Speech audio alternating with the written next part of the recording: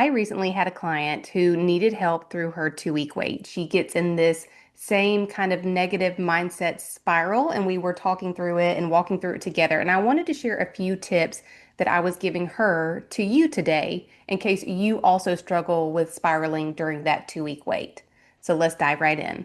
In the show notes, I have a new resource for you. It is called the Low Progesterone Playbook. It's going to help you identify the patterns that are keeping you stuck in low progesterone, tips to address it at the root so that you don't have to keep buying progesterone cream and wondering why it's not working. You will actually know how to support your progesterone levels in a very simple way. So if you need that, grab it. It's in the show notes for you. But I wanted to dive into this, what I call a 2 week wait spiral. So, again, my client was really struggling with this. So, she is in my program, so she has daily access to me. So, we were kind of voice memoing and texting back and forth and talking through it. And I said, okay, let's go ahead and plan for it. So, you guys have heard me talk about how pre deciding and planning can change so much when it comes to letting our emotions kind of take us over and take the wheel. That's not what we want. We like to observe our feelings, we like to process them, but we don't let them run the show. And so I was like, okay, let's go. We already know the 2 week wait's coming. We already know we hit that ovulation window. So now let's make a plan to break that cycle of the 2 week spiral. And these are the tips I gave her, and I want you, and we use them more specific to her and kind of walk through it together. But I want you to take these and make them really specific to you.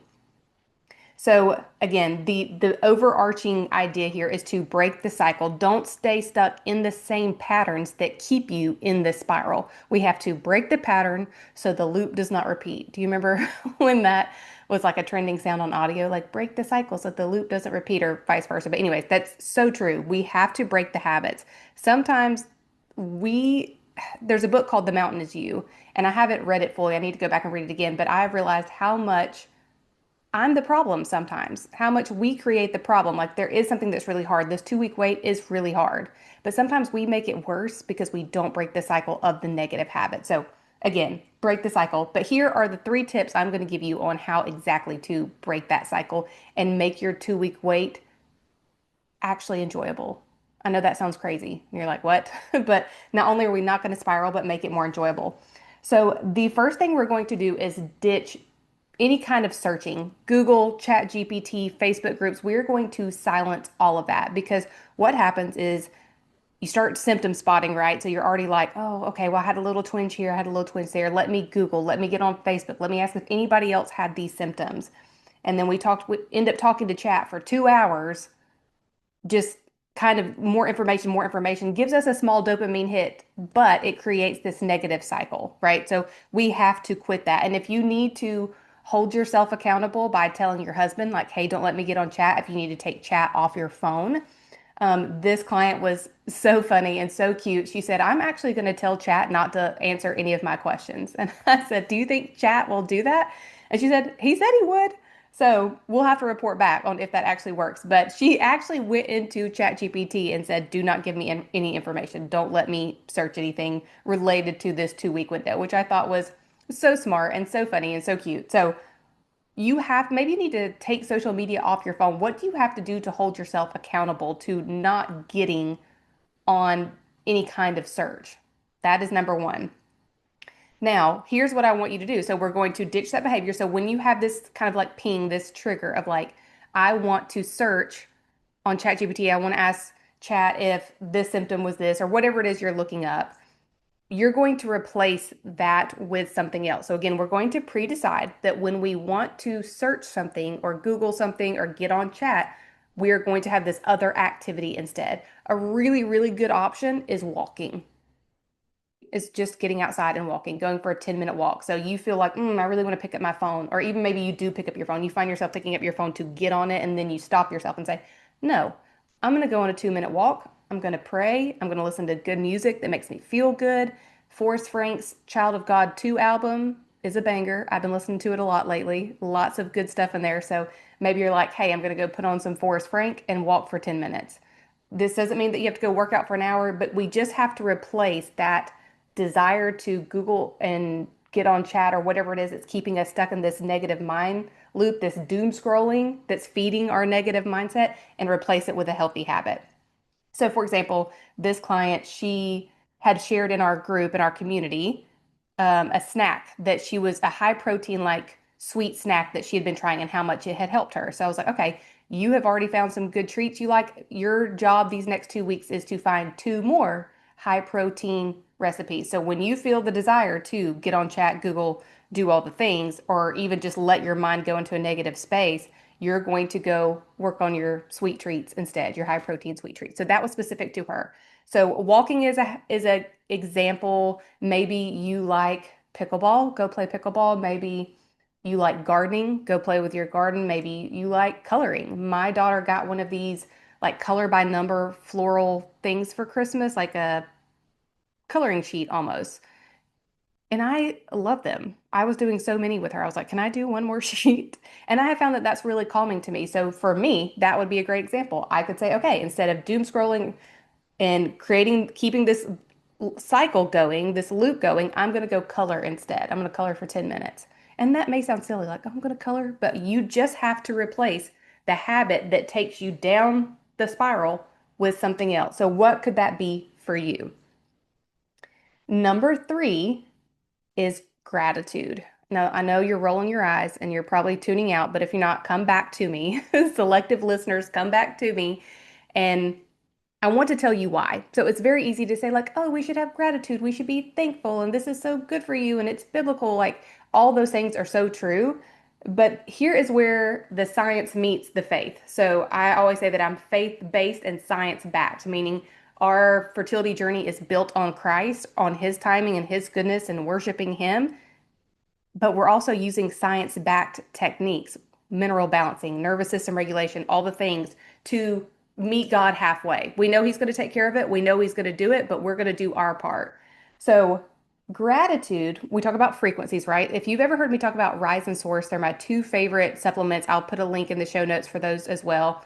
These are the supplements that I see clear up pre-period spotting, help with low progesterone, help with mental clarity and energy. Like they are just truly really great products. And a big reason is because they have frequencies added to them. I know it sounds really weird. It sounds very silly. I, for a long time, was like, whatever. Okay. But then I started taking the products and I changed my mind. But frequency can be so healing. You have low frequency and high frequency. So the frequency of gratitude is 540 hertz. And I don't know if that's gigahertz, megahertz. I don't know the technical term, but 540 hertz. And this frequency, science facts here, reduces cortisol, improves immune function, and takes you from a lack mentality to a mentality of abundance. So when we are stuck in this 2 week spiral of like, oh, it's not going to work, I'm never going to get pregnant, I'm not going to get my hopes up because I don't want to be disappointed. This is a lack mentality, and we want to shift into abundance. And the best way to do that is to raise our frequency. And we can do that very easily for free with gratitude. And now there's all kinds of Bible verses about gratitude, and I was going to list all of them, but the one that I want to point out, which again, I'm talking about this client, she's so special. If you're listening, I'm not going to say her name, but if you're listening, you have been such a blessing to work with and have really helped me create this whole episode that's going to help the women listening to this. But she also shared in our group her devotion yesterday, and it was this. And it like really it made me tear up and like really caught me off guard of like how much it hit me in the heart. Even talking about it right now makes me tear up a little bit. Um, hmm. But it's Matthew 7:7, and it says, keep on asking, and you will receive what you ask for. Keep on seeking, and you will find. Keep on knocking, and the door will be open unto you. For everyone who asks receives, everyone who seeks finds, and to everyone who knocks, the door will be opened. So good. I mean, even that first sentence, keep on asking and you will receive what you ask for. So we really have to come into this 2 week wait knowing that God is going to give us the desires of our heart when we align with Him. That doesn't mean that we ask for a Ferrari and 100 babies and the winning lottery ticket and God will give us that. But when we are truly aligned in what He has for our life, we're focusing on Him, worshiping Him, putting Him first, making Him our idol, not pregnancy, not a baby, we can come to him with gratitude and thanksgiving and ask him for the desires of our heart, which is a child, right? It's a healthy pregnancy. And Matthew 7:7 says, keep on asking and you will receive what you ask for. So, in one of my previous episodes, I talked about how we hold on to the promise. This is the promise that what we ask for, God will give us. But we hold loosely to the plan. We open up our palms. We don't white knuckle it. We hold on loosely to the plan so that God can direct our steps and give us what we ask for. So maybe it doesn't look like the timeline that we thought. Maybe it doesn't look like the pregnancy we thought, but we ask for motherhood. We ask for pregnancy. We ask for these desires of our heart. And we, again, stay in alignment with God and surrender our plan. So we make a plan. I think it's very important that we make a plan and make an effort. But again, we just let God lead the steps as we step into our plan, if that makes sense. Like you just get started and God will tell you where to go. Is it, oh my gosh, is it Abraham or is it Moses? This is terrible. I should have looked this up, but this thought just came to me. The one where he says, like, just go and I'll tell you along the way. And he's like, where am I going? God's like, I'll tell you as you're going. So he just had to make a plan, like, okay, I'm just going to head west. But God will direct my step. Maybe west is not the way God wanted him to go, but God will direct him and correct his path. All right. Gosh, who was that? Is that Moses? I don't know. Y'all tell me. Come back and tell me and correct me. I need to look that up. But we can see here how gratitude can keep us from spiraling, keep us in that positive mindset, keep us glorifying God, literally reduce the cortisol. So, if you've listened to any of my progesterone episodes, I talk about how progesterone and cortisol kind of compete for who's on top, who's in charge. The higher our cortisol is, the less progesterone we make. So, if you are someone who struggles with low progesterone, keeping your cortisol low is going to help your body make more progesterone naturally. So, gratitude literally helps improve progesterone levels. Faith based, science backed. So, again, let's recap this really quickly. You are in your 2 week wait. This is where you start to spiral. Maybe you get a little bit anxious, which, hint, hint, wink, wink, is another sign of low progesterone. But you get anxious. You start thinking, it's not going to be this cycle. It's not going to happen. I'm never going to get pregnant. This is awful. Then you start spotting and then you really spiral because now you're sad because you're not pregnant. It's another month. You don't know what to do. You don't know why you're not getting pregnant. We're going to break that cycle. We're going to ditch the chat, the Google, whatever we do that keeps us in this loop. We're going to replace that habit with something else that's good for us, whether that's walking, cooking, coloring, gardening, something else. And we're going to do it every single time. I do want you to make it like really easy and tangible, like a walk. You can go out and walk around laps around your house. You don't have to go to the gym. You don't have to go to the park, but it needs to be something you can do immediately because these spirals, these thoughts are going to happen over and over again. And we have to renew our mind like the Bible calls us to. We have to create new neural pathways. This is a science-backed version of positive thoughts for our mind to follow. So we're going to replace that habit with something else and we're going to incorporate gratitude because gratitude literally creates actual healing and better hormone balance. So what can gratitude look like for you? This is my personal favorite. If you just kind of list like what you're thankful for each day, it gets a little bit boring because you tend to be thankful for the same thing over and over again. And then it doesn't really give you that frequency, that high frequency. So if you're like, oh, I'm thankful for my husband, I'm thankful for my house, I'm thankful for my dog. But you say that over and over again, it just doesn't hit. You know what I mean? Doesn't give you that like spark of endorphins. But if you do 3 things that went well that day, so maybe you got a parking spot close to the front. Get really specific with it. You had a great lunch with a friend. You got to bed before 9 o'clock, which you know is good for your fertility plan. Get really specific. And I want you to actually write these down in a notebook. I don't think I have one of mine. I am a notebook fanatic. I have a problem, like truly. I've got a clipboard, 2 notebooks, a planner, all this stuff. But I want you somewhere to get something physical and get an actual pen and piece of paper and write these 3 things down. And at the end of your 2 weeks, you should have, what is that, 3 times 14? Y'all, I can't do math. Don't make me do math. Yes, I'm literally getting my calculator out to do this. Don't make fun of me. I don't do math at all. Okay, that would be 42